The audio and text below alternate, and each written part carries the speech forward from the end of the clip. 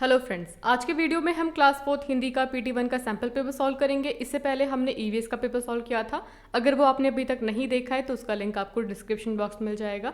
देखिए बच्चों, हिंदी के पेपर में आपका टाइम वही है, 1.5 घंटे का पेपर है और 40 मार्क्स का आपका पेपर होगा। इसको 2 पार्ट में डिवाइड किया गया है, एक है आपका वाचन और दूसरा आपका लेखन। वाचन में क्या होता है, आपकी बुक के अंदर से या फिर बुक के बाहर आपको एक पैराग्राफ दे रखा होगा, उस पैराग्राफ में से आपको क्वेश्चंस का आंसर देना है, तो वाचन आपका 5 मार्क्स का होगा। इसके बाद में लेखन की अगर बात करते हैं तो आपके बुक के चैप्टर में से या फिर आपकी कविता में से 5 मार्क का क्वेश्चन होगा। व्याकरण आपकी 10 नंबर की पूछी जाएगी। सृजनात्मक लेखन 10 नंबर का होगा, वर्तनी 5 नंबर की और सुलेख 5 नंबर का। इस तरीके से आपका जो पूरा पेपर है वो टोटल 40 मार्क्स का पेपर होगा। तो सबसे पहले हम वाचन करेंगे। आपके सामने प्रश्न है, निम्नलिखित गद्यांश को पढ़कर उत्तर दीजिए। गद्यांश का मतलब होता है पैराग्राफ। जो पैराग्राफ दे रखा है उसको अच्छे से रीड करना है, फिर क्वेश्चंस पूछे जाएंगे, उन क्वेश्चंस का आंसर आपको इस पैराग्राफ में से ढूंढ के लिखना है। तो अच्छे से एक बार पैराग्राफ को रीड करते हैं। एक दिन एक किसान का बैल कुएं में गिर गया। वह बैल घंटों जोर जोर से रोता रहा और किसान सुनता रहा और विचार करता रहा कि उसे क्या करना चाहिए और क्या नहीं। तो ये कहानी एक किसान और उसके बैल की है। एक दिन बैल कुएं में गिर जाता है और कुएं में गिरने के कारण वो घंटों जोर जोर से रोता रहता है और किसान बेचारा सुनता रहता है और सोचता है कि अब क्या करे और क्या नहीं। अंततः उसने निर्णय लिया कि चूंकि बैल काफ़ी बूढ़ा हो चुका था, अतः उसे बचाने से कोई लाभ होने वाला नहीं था और इसीलिए उसे कुएं में दफना देना चाहिए। तो फाइनली किसान सोचता है कि ये बैल तो काफ़ी बूढ़ा हो चुका है, खेत में अब किसी काम का है नहीं, एक काम करते हैं, इसको कुएं में दफना देते हैं। किसान ने अपने सभी पड़ोसियों को मदद के लिए बुलाया। सभी ने एक एक फावड़ा पकड़ा और कुएं में मिट्टी डालनी शुरू कर दी। देखिए बच्चों, आपके सामने ये फोटो है और इसको कहते हैं फावड़ा, जो कि मिट्टी डालने के काम आता है। तो उसने अपने सभी पड़ोसियों को बुलाया और सभी पड़ोसियों ने फावड़े से एक एक करके उसमें मिट्टी डालना शुरू किया। जैसे ही बैल की समझ में आया कि ये क्या हो रहा है, वह जोर जोर से चीख चीख कर रोने लगा और फिर अचानक शांत हो गया। जैसे ही बैल को समझ में आया कि ये मिट्टी डालकर मुझे मारना चाहते हैं, वो जोर जोर से रोने लगा और फिर अचानक से वो शांत हो गया। सब चुपचाप गड्ढे में मिट्टी डाले जा रहे थे। फिर किसान ने नीचे देखा तो हैरान रह गया।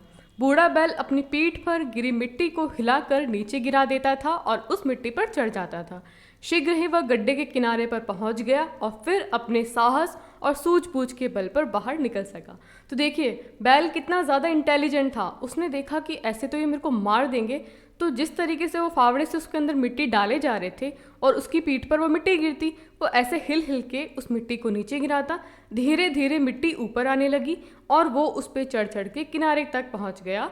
जैसे वो किनारे पे पहुंचा, वो फटाफट से छलांग लगाकर उस गड्ढे से बाहर आ गया। तो सोचिए बैल कितना ज़्यादा इंटेलिजेंट था, कितनी ज़्यादा उसकी प्रॉब्लम थी, लेकिन उसने अपना दिमाग काम में लिया और अपनी जान को बचा लिया। अभी जो हमने पैराग्राफ पढ़ा उसमें सबसे प्रश्न पूछे जा रहे हैं। सबसे पहला प्रश्न है, किसान का बैल कहाँ गिर गया? उसका उत्तर होगा, किसान का बैल गहरे गड्ढे में गिर गया। अगला प्रश्न है, बैल का चिल्लाना सुनकर किसान ने क्या निर्णय लिया? तो इसका उत्तर होगा, बैल का चिल्लाना सुनकर किसान ने यह निर्णय लिया कि बैल काफ़ी बूढ़ा हो चुका है, इसीलिए उसे गड्ढे में ही दफना देना चाहिए। अगला प्रश्न है, किसान के पड़ोसियों ने उसकी मदद किस प्रकार की? तो इसका उत्तर होगा, किसान के पड़ोसियों ने मिलकर गड्ढे में मिट्टी डालकर उसकी मदद की। अगला प्रश्न है, किसान चकित क्यों रह गया? तो इसका उत्तर होगा, किसान चकित इसलिए रह गया क्योंकि उसने देखा कि बैल अपनी सूझबूझ और हिम्मत से गड्ढे से बाहर निकलने में सफल हो गया था। हमारा अगला प्रश्न है, बूढ़ा का विलोम शब्द लिखें। तो इसका उत्तर होगा जवान। हमारा वाचन कंप्लीट होता है। अगला हमारा पार्ट है लेखन, जिसमें आपकी कविता और पाठ में से प्रश्न पूछा जाएगा। सबसे पहले आपसे कविता से पूछा जा रहा है और आपकी कविता कौन सी है? मन के भोले भाले बादल। आपको यहाँ पर कविता की पंक्तियाँ पूरी करनी है। सबसे पहले हम कविता को पढ़ेंगे, ये पैराग्राफ को पढ़ेंगे। आपको बताना है कि ये जो डैश है वहाँ पर क्या आएगा। कुछ तो लगते हैं तूफानी, कुछ रह रह करते, अब यहाँ पे क्या आएगा? शैतानी। कुछ अपने थैलों से चुपके झरझर बरसाते, क्या आएगा यहाँ पे? पानी। तो देखिए यहाँ पर आपको एक पैराग्राफ दे रखा है। अगर आपको पोयम याद होगी तो ही आप कर पाओगे, इसीलिए एक बार अच्छे से आपके टेक्स्ट बुक में जो पोयम है मन के भोले भाले बादल, उसको अच्छे से लर्न कर लें। अब हमसे पाठ में से प्रश्न पूछा गया है, निम्नलिखित प्रश्नों के उत्तर दीजिए। पहला प्रश्न है, दिनेश की माँ कौन सी मशीन चला रही थी? यह मशीन तुमने कहाँ कहाँ देखी है? तो इसका उत्तर होगा, दिनेश की माँ सिलाई मशीन चला रही थी। मैंने इस मशीन को अपने घर में और दर्जी की दुकान में देखा है।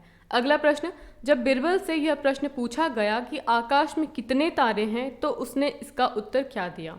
इसका उत्तर होगा, बिरबल ने एक भेड़ मंगवा कर कहा, इस भेड़ के शरीर में जितने बाल हैं उतने ही तारे आसमान में हैं। अब हम व्याकरण के प्रश्न करेंगे। सबसे पहला प्रश्न है विलोम लिखो। आपको मुश्किल का विलोम शब्द लिखना है, क्या होगा? आसान। दो दो पर्यायवाची लिखने हैं। पाठशाला का पर्यायवाची क्या होगा? विद्यापीठ और विद्यालय। गगन का पर्यायवाची क्या होगा? आकाश और आसमान। मुहावरे का अर्थ लिखो। आपको मुहावरा दे रखा है छक्के छूट जाना, आपको यहाँ पर इसका मीनिंग लिखना है। तो इसका मीनिंग क्या होगा? घबरा जाना।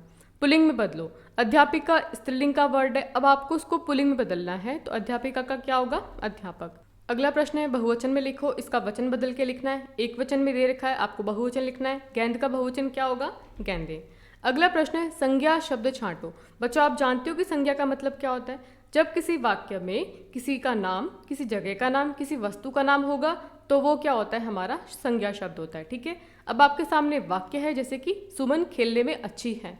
अब आप मुझे बताइए कि इस पूरे वाक्य में हमको किस वर्ड से पता चल रहा है कि वो किसी का नाम है? तो हमारा जो संज्ञा शब्द है वो क्या होगा? सुमन। ठीक है, अगला हमारा प्रश्न है शब्द का अर्थ लिखो। आपके सामने वर्ड है किरमिच, इसका मतलब बताना है आपको। तो देखिए बच्चों, किरमिच एक प्रकार का मोटा कपड़ा होता है, उसको कहा जाता है किरमिच, जिससे क्या बनती है? पॉल बनती है। हमारा अगला प्रश्न है झूठा और झूठा शब्दों के अलग अलग अर्थ लिखो। देखिए बच्चों, सुनने में और बोलने में तो सेम लग रहा है, लेकिन इनका मीनिंग अलग है। सबसे पहले हम बात करते हैं झूठे की, तो उसका अर्थ क्या होता है? झूठ बोलने वाला। जो सच नहीं बोलता उसको क्या कहा जाता है? झूठा कहा जाता है। अगला झूठा, इसका मतलब क्या होता है? खाने पीने की वह वस्तु जिसे किसी ने खाकर छोड़ दिया हो। जैसे कोई खाना खा रहा है, उसने उसको पहले क्या कर दिया? खा लिया, अब उसको छोड़ दिया, तो वो क्या कहलाता है? झूठा कहलाता है। ठीक है, अगला प्रश्न है विशेषण शब्द छांट कर लिखो। विशेषण मतलब क्या होता है? वो शब्द, किसी वाक्य के अंदर वो शब्द जो किसी की विशेषता बताता है। जैसे कि आपके सामने वाक्य है बिरबल की चतुराई के किस्से मशहूर हैं। अब आप मुझे बताइए कि इस वर्ड में हमको विशेषता कहाँ नजर आ रही है? तो हमारा आंसर क्या होगा? चतुराई। किसके बारे में की जा रही है? बिरबल की चतुराई के बारे में बताया जा रहा है। तो बिरबल तो क्या हो गया? संज्ञा हो गया, और चतुराई क्या हो गया? हमारा विशेषण हो गया। तो विशेषण क्या होगा? हमारा चतुराई। अगला प्रश्न है निम्नलिखित वाक्य में सर्वनाम शब्द बताइए। अब आपसे यहाँ पर ये वाक्य दे रखा है, आपको बताना है कि इसमें सर्वनाम कौन सा है। तो देखिए बच्चों, संज्ञा शब्द कौन कौन से होते हैं? जिसमें कि हमको किसी का नाम पता चलता है, किसी जगह का नाम होता है, किसी वस्तु का नाम होता है। लेकिन जब हम संज्ञा को बार बार ना रिपीट करके हम अगर उसकी जगह तुम, आप, मैं, हमारा ऐसे वर्ड यूज़ करते हैं तो वो क्या कहलाते हैं? वो सर्वनाम कहलाते हैं। तो आप मुझे बताइए कि तुम कब आ रहे हो, इसमें सर्वनाम शब्द कौन सा है? तो हमारा उत्तर होगा तुम। तुम संज्ञा की जगह काम में आ रहा है, इसीलिए सर्वनाम शब्द क्या हो गया? हमारा तुम। हमारा अगला पार्ट है सृजनात्मक लेखन। आपसे प्रश्न पूछा जा रहा है मेरा प्रिय त्योहार के विषय में 5 पंक्तियाँ लिखो।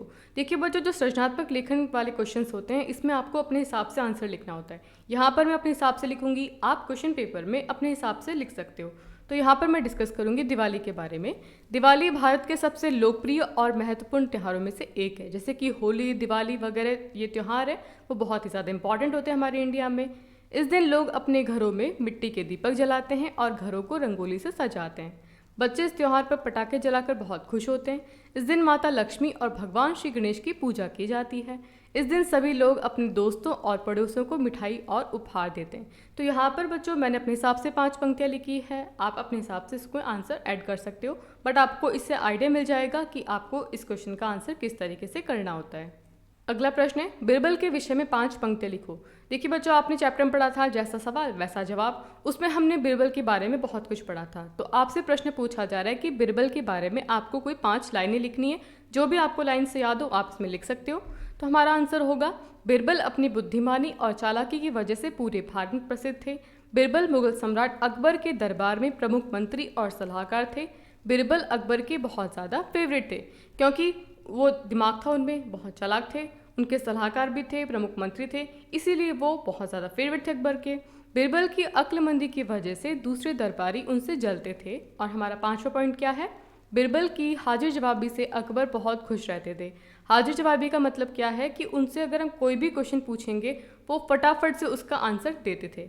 हर प्रश्न का आंसर उनके पास में था, इसीलिए वो अपनी हाजिर जवाबी की वजह से अकबर उनसे बहुत ज़्यादा खुश रहते थे। हमारा अगला पार्ट है वर्तनी। इसमें क्या होता है कि स्पेलिंग मिस्टेक्स होती हैं। आपसे क्वेश्चन पूछा जा रहा है निम्नलिखित शब्दों की वर्तनी शुद्ध करो। अब आपको शब्द दे रखे हैं, आपको इनकी स्पेलिंग को सही करना है। सबसे पहले हम बात करते हैं ऊँट की। तो ऊँट में क्या लग जाएगा? यहाँ पे चंद्र बिंदु लग जाएगा, फिर ये सही हो जाएगी। गुब्बारे, गुब्बारे होते हैं कि गुब्बारे होता है? तो आप देखिए यहाँ पे आ की मात्रा लगा दी तो ये हमारा शब्द सही हो चुका है। कुबड़। अब यहाँ पे क्या है, छोटे ऊ की मात्रा है और सही कैसे होता है, बड़े ऊ की मात्रा लगेगी तब ये शब्द सही होगा।